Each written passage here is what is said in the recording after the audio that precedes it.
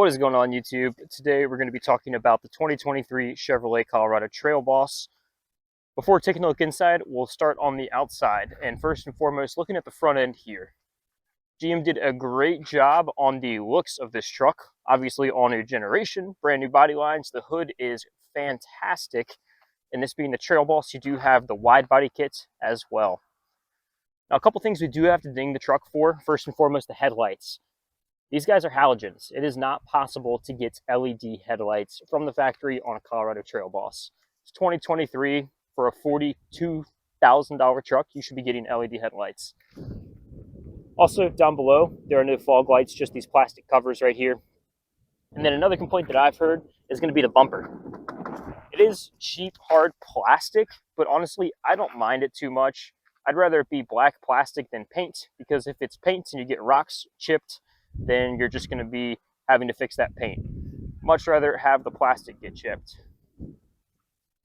Trail Boss model, you do have the black bow tie, and of course your Trail Boss logo right here. Moving on to the side of the truck, being the Trail Boss, you do have a 2-inch lift from the factory, and my truck does have 20-inch wheels as well. 18s are going to be standard from the factory though. Mirrors are going to be painted black. A, B, and C pillars are body matched. Colorado emblem is now up here high on the door sill as well.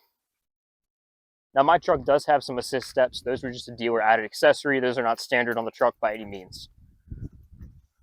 Backside, you do have the gas tank. It is just a push lock mechanism. Push it, it'll open up. Push it, it'll lock again. 2-inch lift and 20-inch wheels for my truck again. And you've got your Trail Boss logo on the back. Taillights are looking pretty cool, but what's really cool about this truck is going to be the tailgate. First and foremost, with the tailgate this year, you guys do get the Stow Flex if you do get the correct package. Now, the Stow Flex tailgate is going to lock and unlock with these levers right here. Just move them to the side, and then you can open up your Stow Flex tailgate. I'm just keeping jumper cables in mind for now, but this thing is actually a cooler as well. There's a drain plug right here. If you're tailgating or camping out, you can toss some ice in there and then toss some canned drinks on top. To close it, just push it down. Make sure these latches are locking. Make sure they click. Now it's shut and locked again. Looking at the bed, I do have a bed liner on that is installed at the factory. They did a pretty good job with it. Always try to go for a spray-in versus a drop-in. And talking more about the bed, you do have some tie-downs right here. 2 in the back on each side and 2 up front up there. This is the 5-foot bed with the crew cab. That is the only configuration you can get the Colorado in right now.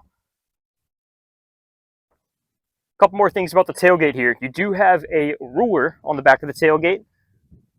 What is that for? I'm not quite sure.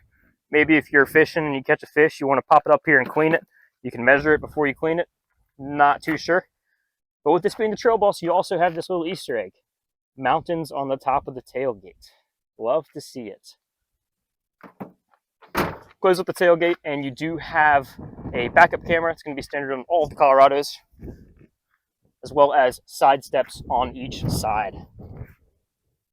Now, I do have some additional features on the truck since I have the safety package. I have the rear pedestrian braking.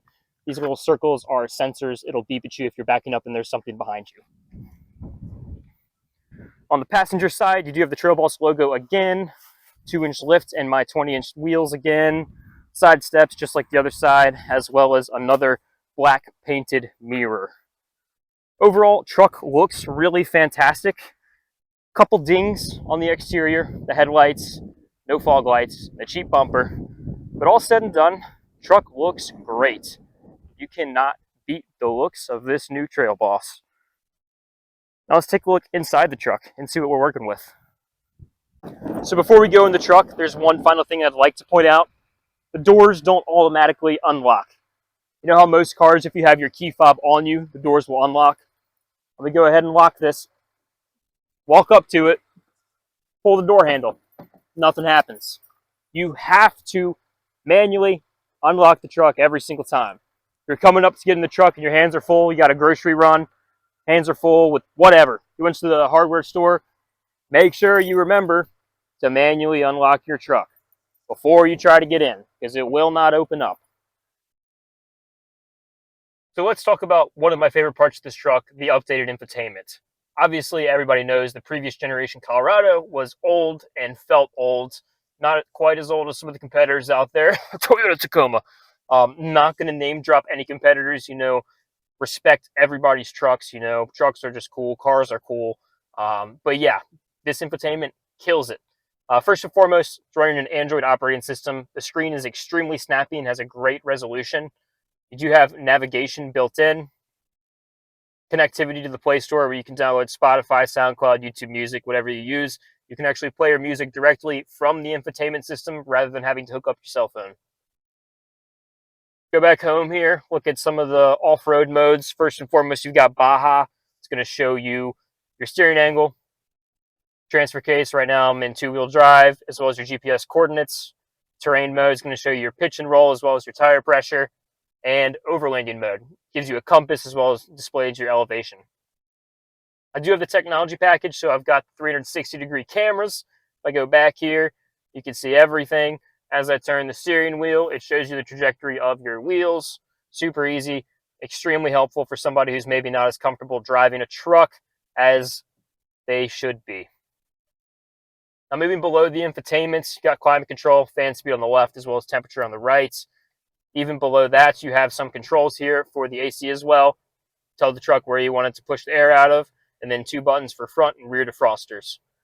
Below that, you have your AC vents. These AC vents are pretty tiny, but they seem to be pushing out a fair amount of air. We'll see how they do on some of the hotter days. Now, one thing I do want to point out for this truck is that the stock sound system is actually pretty decent.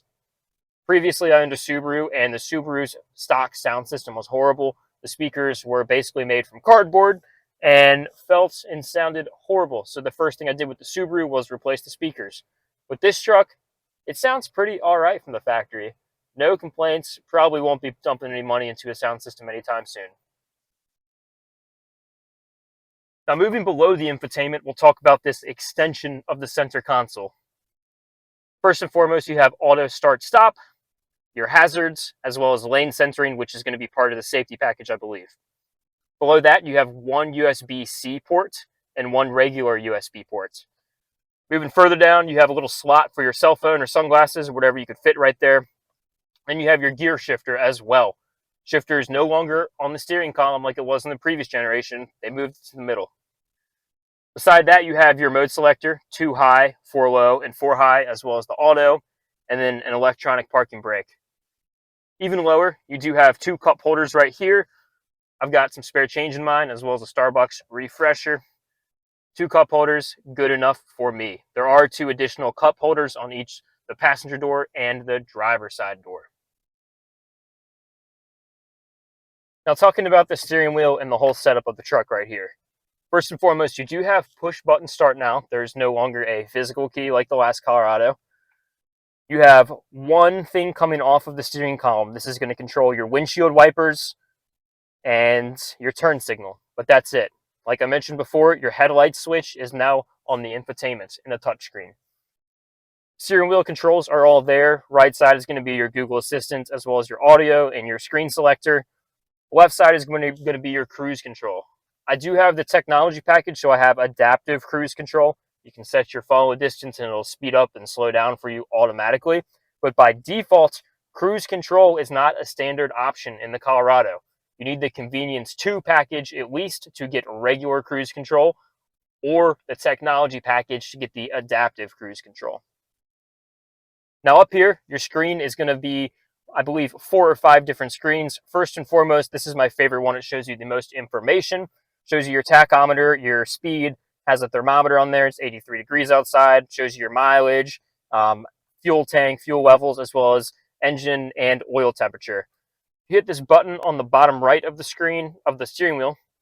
You can change your screens here, see your trip information. Right now, I've gone 205 miles and averaging 17.1 miles per gallon. Not bad.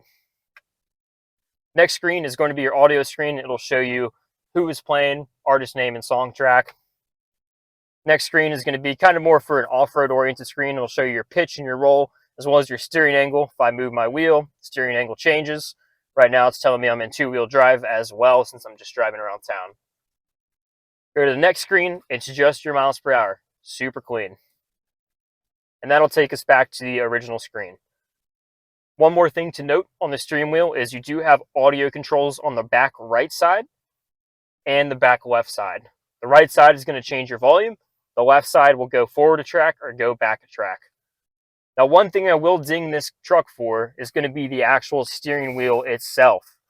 You can see the two different material types, one here on the left and right side and a different type on the top and bottom. This kind of material on the left and right side is okay, but the material on the top and bottom just isn't cutting it. It's that cheap, soft foam that you would see in the 2010s, like Hyundai, or like a 2000 Chevy Aveo.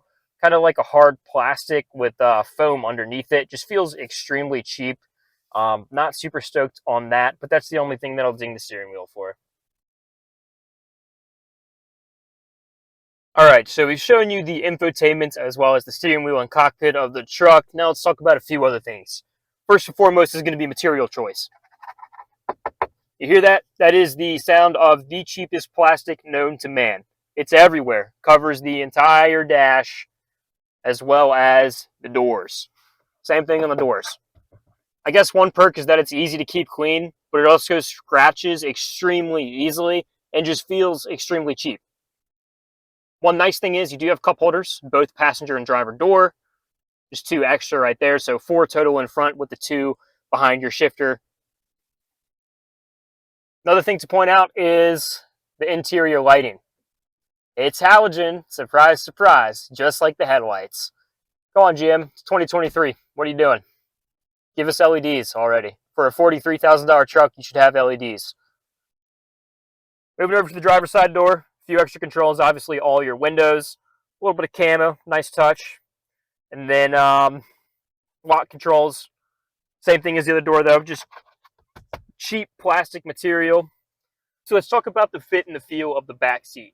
For reference, I'm 5'11", maybe 6 foot on a good day, and my driver's seat is in my driving position. That's where I'm sitting normally when I'm driving the truck every day. I have plenty of legroom, maybe 3 or 4 inches, and plenty of headroom as well, 4 or 5 inches up top.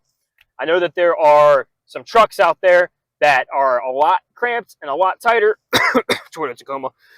Not going to say any names, but this truck feels big for a mid-sized truck. I would feel totally confident sticking 2 of my friends or family members back here in the back seat.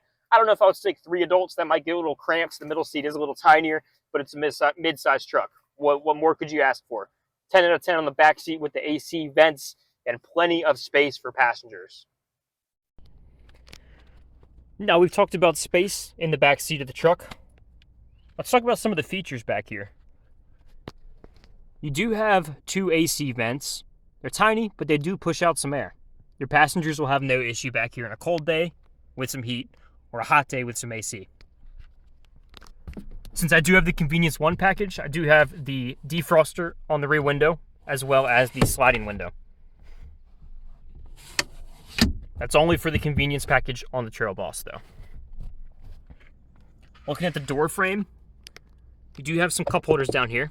But again, this material, the cheapest of the cheapest. I mean, GM, I know you're trying to cut costs some places, but spend a little extra. A little extra. Does not feel great. Got child locks on the sides. That's about it for the back seat. So overall, I've put a little over 100 miles on this truck. All said and done, I'm pretty happy with it. Here's a little bonus for if you guys have stuck around. I've still got this protector on the screen right here. I'm going to peel it. Oh, it's so satisfying. Look at that. Ooh. Come on, guys. Who else is doing this on YouTube? Stick around, subscribe for more. You find me another YouTuber who goes out and buys a brand new truck and waits to peel the sticker for the viewers, and you tell me. Stick around, subscribe for more. Thanks for coming along for the ride. I'll be posting more videos and more content on the truck. Hopefully, some of these small things that are annoying aren't quite as annoying down the road, but only time will tell. Thanks for riding along with me today, and stick around and subscribe.